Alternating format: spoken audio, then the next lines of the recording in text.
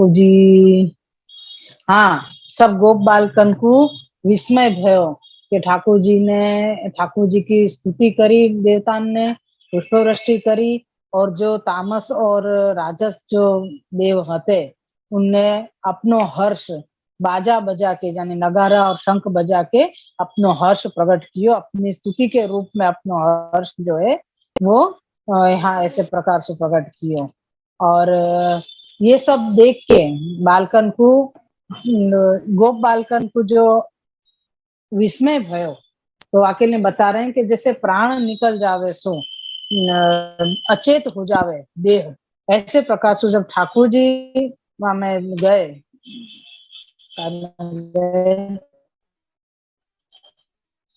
बक के अंदर, बक की चोंच में जब ठाकुर जी गए तो सब राम बलराम जी सहित सब जने निश्चेत हो गए यानी अचेत हो गए, यानी इतना होश या इतनी ताकत शरीर में कि कुछ कर सके। लेकिन ठाकुर जी ने इतना चेतन दियो उनके अंदर कि ठाकुर जी की सब लीला के दर्शन और कर सके और समझ सके कि मतलब समझ सके यानी उनको देख सके कि ये सब क्या हो रहा है करके। तो ये इतना उनको चेतनत्व दियो तो ठाकुर जी ने।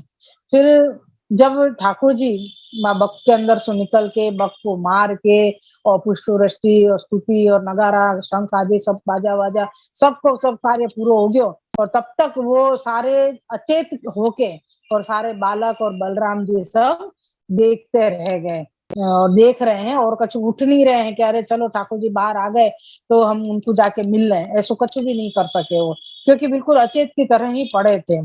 फिर जब ठाकुर जी ये सारी लीला सब पूरी हो गई उसके बाद अब ठाकुर जी सामने से जब पधारे गोप बालकन के पास तब गोप बालकन ने ठाकुर जी को आलिंगन कियो। यहाँ पे कह रहे हैं कि ये सब हो जावे के बाद सब व्रज बालक मतलब बालक सब व्रज में गए और व्रज में जाके ठाकुर जी के महात्म्य को वर्णन करवे लगे। एक और बहुत अच्छी बात हमें बताई थी कि जब ठाकुर जी को इतना महात्म्य देखो तो बालकन को डर नहीं लगे, मतलब भय युक्त होकर ठाकुर जी से दूर नहीं भय, किंतु ठाकुर जी ने ठाकुर जी को जो ठाकुर जी की तरफ को जो प्रेम है वो प्रेम इनको बढ़ो, ठाकुर जी की तरफ प्रेम बढ़ो है न कि भय बढ़ो। भय नहीं भयो लेकिन ठाकुर जी की तरफ प्रेम भयो है और प्रेम के कारण सब जने जब चेतनत्व सब में आ गयो अच्छे से तब ठाकुर जी से सबने आलिंगन कियो। वाके बाद यहाँ वहां उनके बछड़ाएं सब हो गए थे, सबको इकट्ठे किए और इकट्ठे करके और ब्रज में गए। ब्रज में जाके सब ठाकुर जी की जो ये सारी लीला जो भई थी आज की बकासुर वध की वो सारी लीला को वर्णन सबन को करवे लगे। यहाँ तक को अपनो 43वां श्लोक હતો। अब आगे लेवे अपन। श्री वल्लभाधीश की जय हो। श्री कृष्णाय नमः। श्री गोपीजन वल्लभाय नमः। श्री वाक्पति चरण कमलेभ्यो नमः। श्रीमद् भागवत महापुराण श्रीमद् वल्लभाचार्य जी विरचित श्री सुबोधनी जी की टीका 10वां स्कंध पूर्वार्ध में तामस प्रकरण को प्रमाण अवांतर प्रकरण में 7वां अध्याय अपनो चल रहे है और 10वां स्कंध के अनुसार अपन 11वें अध्याय यानी के 11वें अध्याय में चल रहे हैं। कल अपन ने 43 श्लोक तक कियो तो अब आज अपन को 44वां श्लोक ले रहे हैं। वाको आभास है। ततो यद जातम तदाह श्रुत्वे इति, आभासार्थ है इसके पश्चात जो कुछ हुआ वह नीचे के श्लोक में कहते हैं। श्लोक 44वां। श्रुत्वा तद विस्मिता गोपा गोप्यश्चाति प्रियाद्रता प्रेत्यागत मिवोत्सुक्यादेक्षन्त त्रशीते क्षणाः। श्लोकार्थ है यह चरित्र सुनकर गोप और गोपियां विस्मित हुए और गोपियों ने अति प्रिय भगवान से आदर पाया। परलोक से लौटकर आए हो वैसे समझ अत्यंत प्रेम के कारण वे अतृप्त नेत्रों से दर्शन करने लगी। श्री सुबोधनी जी हैं यहाँ पे।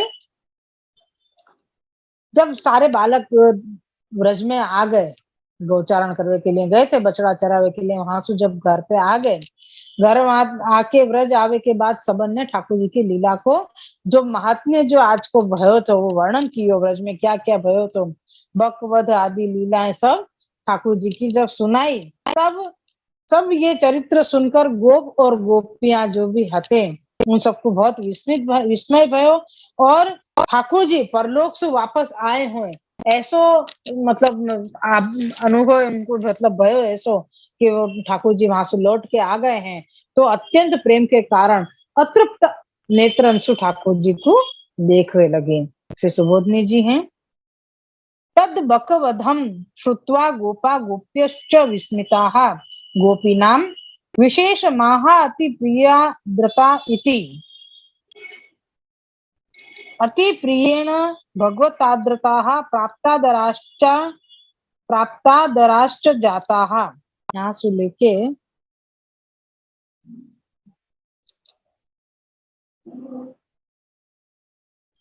तेन सर्व परित्यागेन भर्त्रादि शंकामपि परित्यज्य दृष्टवत्यः इयं बुद्धिस्तेषां नारोपिता किंतु सहज इति ज्ञापयितुं नेत्रयोरतृप्ति माह।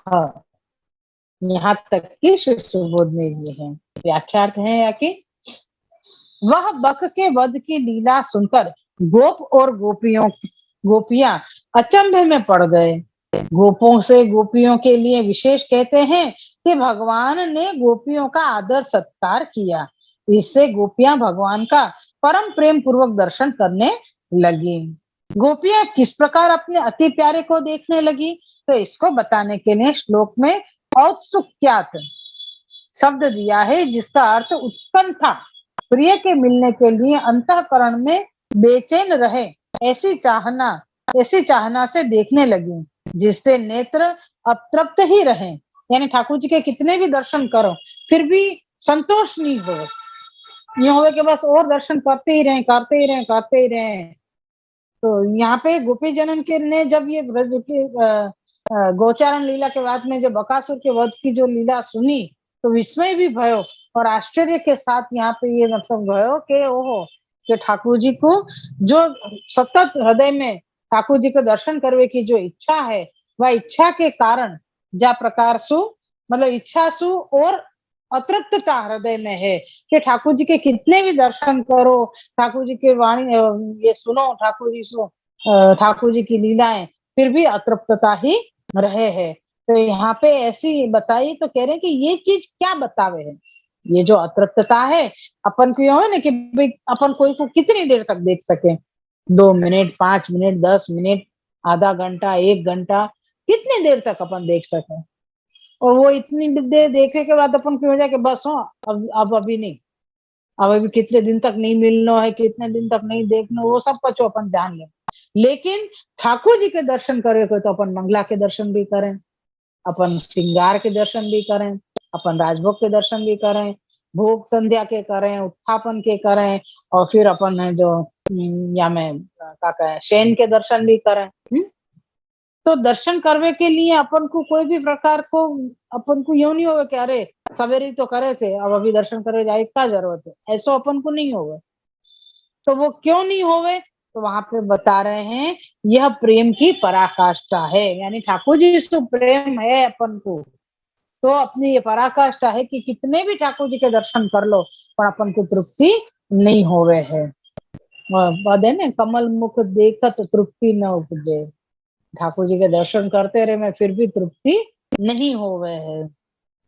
तो जिसमें किसी प्रकार की मर्यादा उस समय नहीं रहती है। अपन कहने कि भाई ठाकुर जी के दर्शन कर रहे हैं तो अतृप्त दृष्टि से देख रहे हैं, देखते ही जा रहे हैं, तो वहां पे फिर कोई मर्यादा नहीं आ रही। अपन को ये नहीं सोच रहे कह रहे कोई क्या सोचेगा, एक तरफ एक टकटकी लगा के देखे ही जा रही है, ऐसा कोई सोच भी रहे हो तो वो बात चीज को हमको कोई फर्क नहीं पड़ रहा है। ऐसी अवस्था यहाँ पे गोपी जन की हो गई है। तो यहाँ पे कह रहे हैं कि ये प्रेम की पराकाष्ठा है, ये प्रेम की पराकाष्ठा है यासु।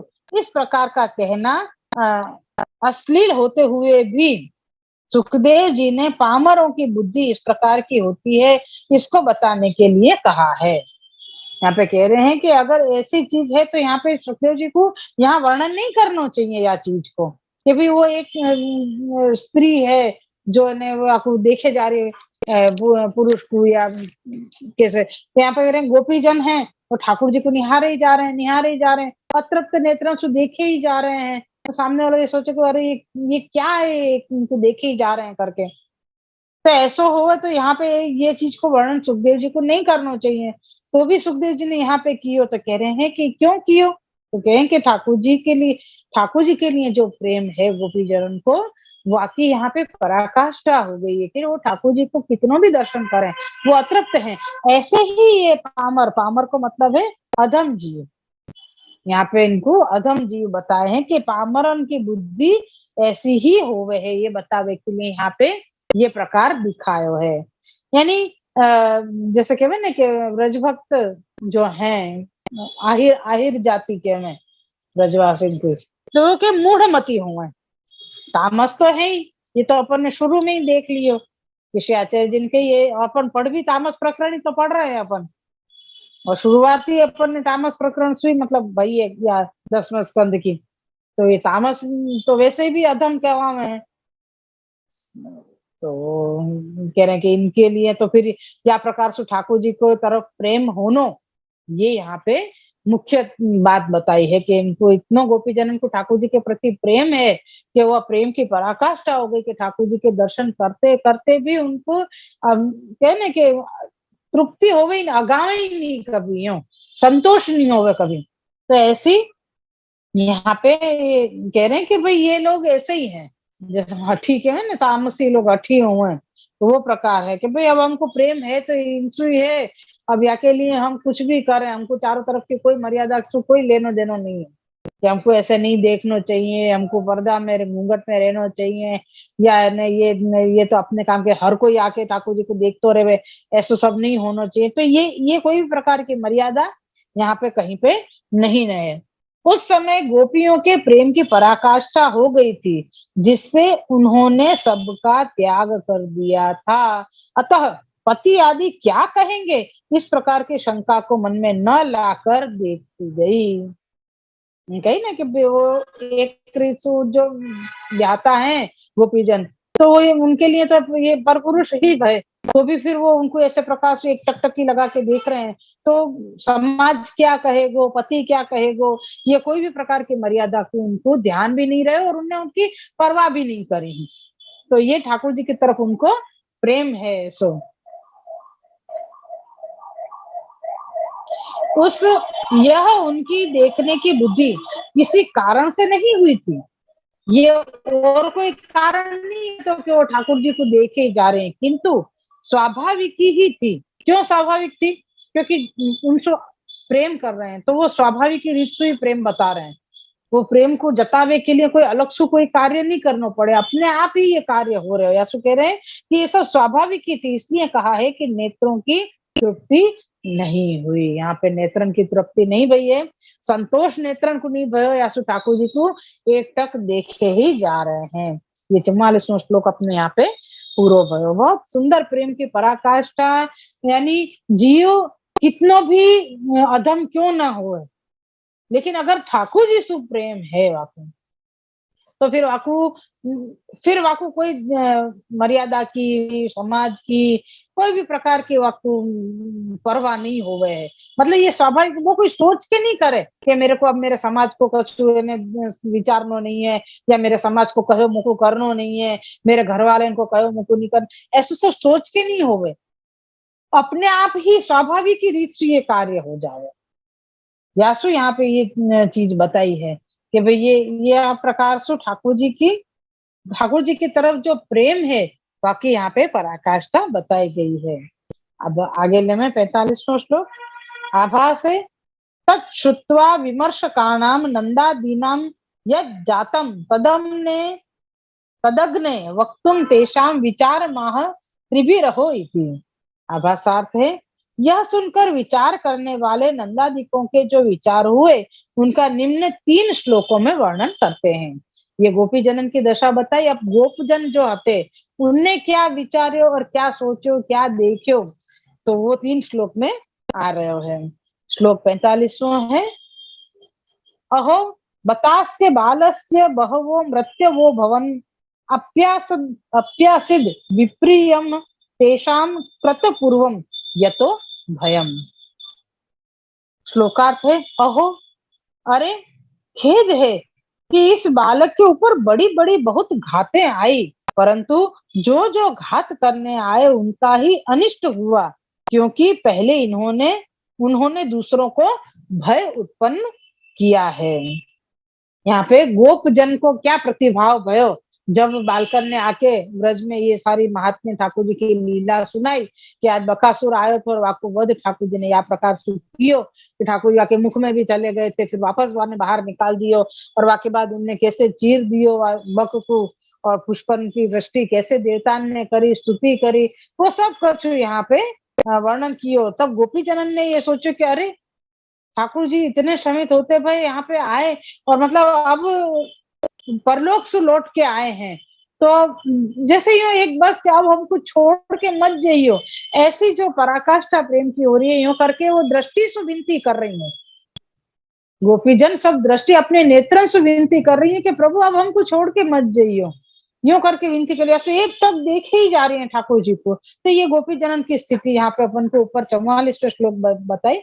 अब गोप जो हैं उनकी जो परिस्थिति भाई ये लीला सुन के वाकई लिए यहाँ पे कह रहे हैं कि याने बड़ी बड़ी घात झेली है, और जो भी घात करवे आयो या बालक को वाको अनिष्ट ही भयो है। तो क्यों भयो अनिष्ट, तो कह रहे हैं इनने पहले बहुत लोगन को डरायो है, बहुत लोगन को पीड़ा पहुंचाई है, या सो इनको पीड़ा होए या इनको खत्म कर देवे, या में कोई आश्चर्य नहीं है।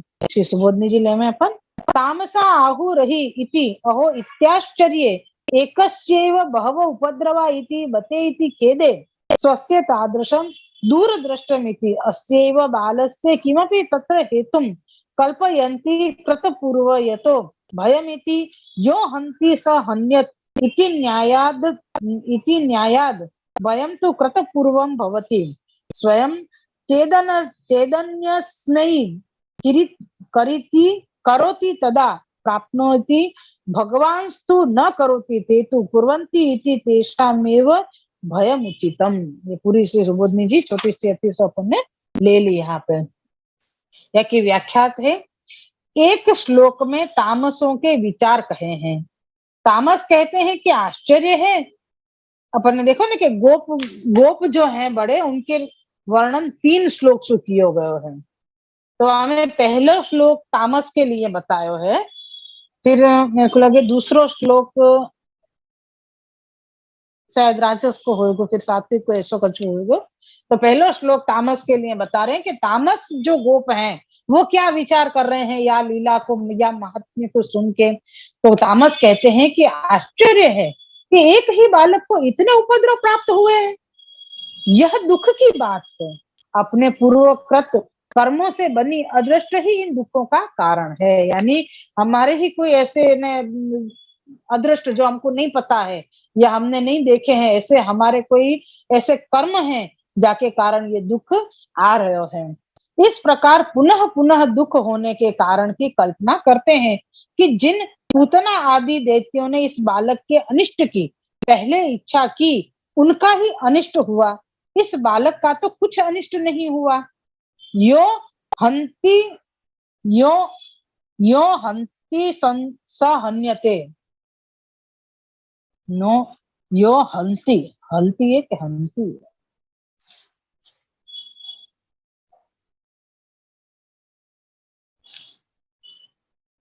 हाँ, यो हंती सहन्यत, यो हंती सहन्यत, जो पहले किसी को मारना चाहता है वही मारा जाता है।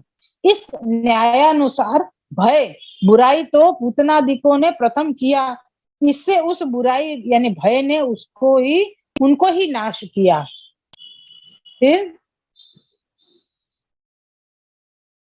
स्वयं जो दूसरों के लिए करता है तो वह स्वयं ही भोगता है। भगवान तो किसी के लिए बुराई भय नहीं करता है।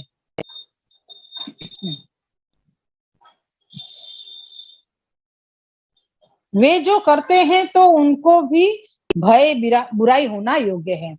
यानी यहाँ पे ये जो तामस जो गोप हैं वो ये क्या विचार रहे हैं कि अरे ये बालक के ऊपर बड़ो दुख आ रहे है, बार बार दुख आ रहे है, क्या प्रकार से ये परेशान हो रहे है। लेकिन ये भी एक आश्चर्य है कि जो जो याकू मारवे आवे है वो खुद ही मर जावे।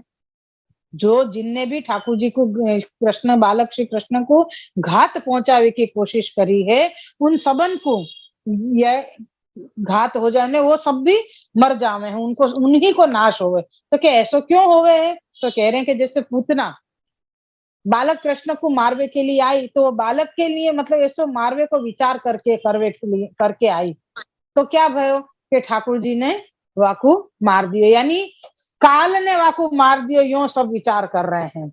ऐसे ही जितने जितने असुर आए, जितने भी दैत्य आए, सबने ये विचार कियो कि मैं या बालक को मार दूंगा। तो जितने भी ऐसा विचार करते भाई आए, यानी कह रहे हैं कि कोई दूसरे के लिए बुरा विचार करनो, वो तुम्हारो नाश करेगो। यहाँ पे सिर्फ बालक श्री कृष्ण के ही लिए नहीं, लेकिन कोई और के लिए भी अगर तुम बुरा विचार कर रहे हो, तो वो चीज तुमको परेशान करेगी, वो चीज तुमको नाश कर देगी, तुम्हारा नाश कर देगी। ये प्रकार यहाँ पे बताए है। तो कह रहे हैं क्यों ऐसो? देखो, दो तीन चीजें यहाँ पे एक साथ बताई गई। फिर से मैं ये बढ़ू कि जो कोई को मारवे आएगो वो खुद मरेगो, है। जो कोई को मारना चाहता है वही मारा जाता है। या न्याय के अनुसार पूतना ने बुराई करी थी, भय उत्पन्न कियो तो सामने, तो वाकु भी भय प्राप्त भयो और वाकु बुराई यानी वाको नाश भयो। क्योंकि जो जैसो करेगो, जो दूसरे के लिए गलत विचारेगो, वाकु ऐसो ही सामने परिणाम मिलेगा। क्योंकि ठाकुर जी कोई के लिए भी बुरो नहीं करे हैं। ये स्पष्ट यहाँ पे कह रहे हैं कि भगवान तो किसी के लिए बुराई नहीं करता है, वे जो करते हैं तो उनको ही भय बुराई होना योग्य है। जो जैसो कर्म करेगो, वाकु सामने वैसो ही प्राप्त होएगो। ये यहाँ पे स्पष्ट बता रहे हैं। यहाँ पे ऐसा नहीं है कि तू बुरो कर रहे हो तो ठाकुर जी तेरे साथ बुरो कर रहे हैं, नहीं। तेने बुरो कियो यासु तेरे को बुरो ही प्राप्त होएगो, ये सीधी सी बात। वो क्या है ना, हिंदी में है ना, बोया पेड़ बबूल का तो आम कहाँ से पाए। जो जेव जेव जे जेव वावे तेवू लणे, ये गुजराती कहावत है कि भाई जे जैसो बोएगो वो ऐसो ही पाएगो। तुमने बुराई बोई है तो तुमको बुराई बुराई ही मिलेगी, यानी तुम्हारो भी बुरा ही होएगो। तुमने कोई के लिए खराब सोचो है तो सामने भी तुम्हारे लिए खराब ही होएगो, तुम्हारो खराब ही होएगो यो। तो यहाँ पे या प्रकार सु तामस जो गोप है उन्हें या प्रकार बालक श्री कृष्ण के लिए विचार कियो कि यहाँ पे जो बालक श्री कृष्ण को मारवे आयो है, वाकु बालक श्री वो अपने आप मरो है। ये प्रकार यहाँ पे बताए। सो हंती स यो हंती स हंते, जो मारवे आयो वो खुद ही मारो गयो। यहाँ अपनो 45वां श्लोक पूरो भयो है।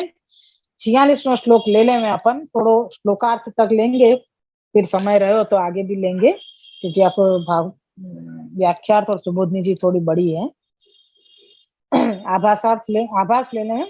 राजसास्तु तेषाम अपकारो न तत्कर्मणा केवलेन किंतु भगवन् महात्म्य नित्याहु अथापिति। आभासार्थ है, राजस अपनी सम्मति देने लगे, उनका अपकार यानी हानि बुरा केवल उनके कर्मों से नहीं होता है, किंतु भगवान के महात्म्य से होता है। इसका वर्णन नीचे श्लोक में करते हैं। अब यहाँ पे पहले बताया ना भाई 3 श्लोकन से वर्णन आ रहे हो, तो पहले तामस गोप जो हते उनने वर्णन कियो, उनके विचार उनने प्रकट किए कि भाई क्या प्रकार से यहाँ पे ये बता रहे हैं, अपनो विचार सामने प्रकट कियो है। उन लोगों को याद हो एक तो अपन ने जब ठाकुर जी को तृणावर्त वध ठाकुर जी ने कियो तो वह समय भी सबन ने विचार विमर्श कर बैठे थे, सारे गोप और गोपी जन। तो वहां में भी ऐसे तामस राजस सात्विक ऐसे 3 प्रकार के अलग अलग हते। सबन ने ऐसे वर्णन कियो। हमें तामसन ने शायद यही विचार कियो तो कि हमारे ऐसे पुराने कर्म ऐसे हो गए हैं, गए जन्म के पूर्व जन्म के जाके कारण अभी तक बालक को के ऊपर कष्ट आ रहे है। और कोई ने राजस शायद राजस गोप ने और गोपी जनन ने ये सोचो कि हमने बहुत पुण्य किए हैं या की वजह से हर बार ये बालक बच जावे है।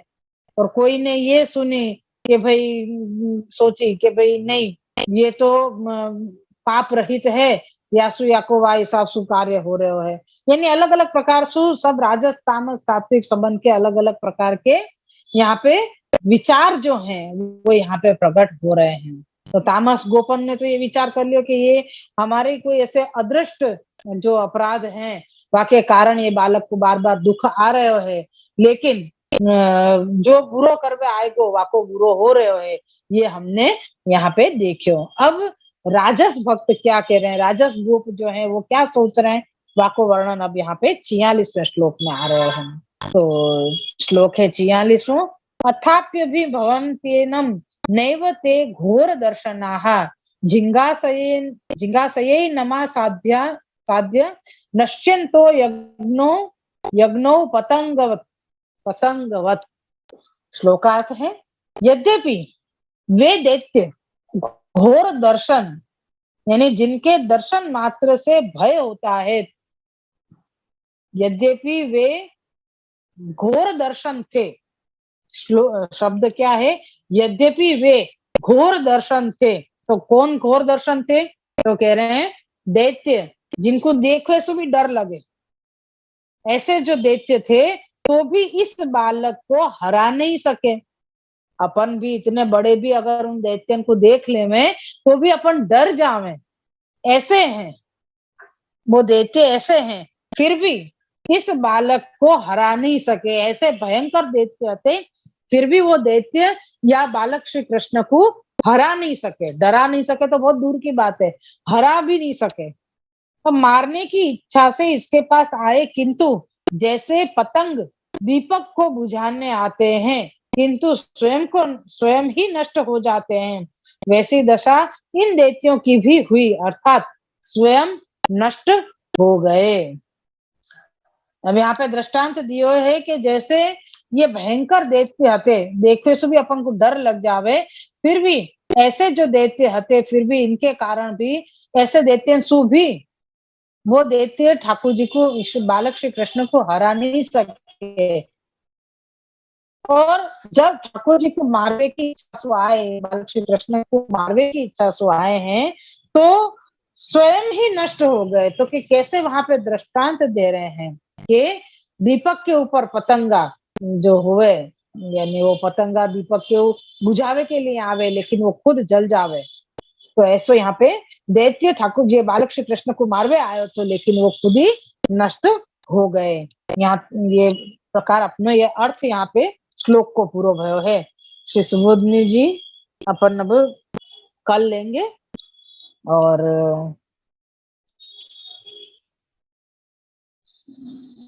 आपको भावार्थ भी कल लेंगे। रे राजस गोप हैं जो या प्रकार सु ये जो दैत्य आयो और ठाकुर जी ने वाको वध कियो, ये सारो प्रकार जो बतायो है वो यहाँ पे तामस गोप और ये राजस गोप को प्रकार आयो है।